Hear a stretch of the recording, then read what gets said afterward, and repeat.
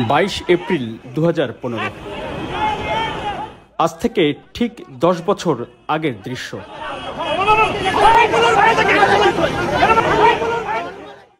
রাজধানীর বাংলা মোটরস সিগন্যালের ঠিক মাঝামাঝি জায়গায় সাবেক 3 বারের প্রধানমন্ত্রী বেগম খালেদা জিয়ার গাড়িবহরে হামলার দৃশ্য।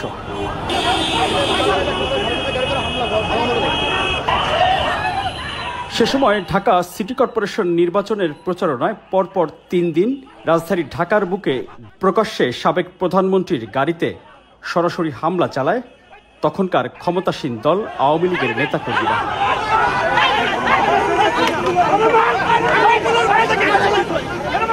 22 এপ্রিল 2015 বিকাল 5:30টার দিকে বাংলা মোটরস সিগন্যালের কাছে পৌঁছালে অতর্কিত জয় বাংলা স্লোগান দিয়ে বেগম খালেদা জিয়ার গাড়িবহরে হামলা করে আওয়ামী লীগ ও ছাত্রলীগের নেতাকর্মীরা।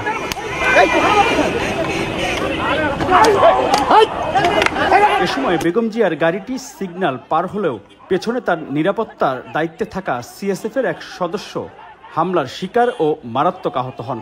তখন হামলাকারী একজনের কোমরে আগ্নেয়াস্ত্র দেখা যায়। বেশ কয়েকজন মিলে সিএসএফ সদস্য সামিউল হককে রাস্তায় ফেলে পেটাতে থাকেন ছাত্রলীগের কেন্দ্রীয় কমিটির 2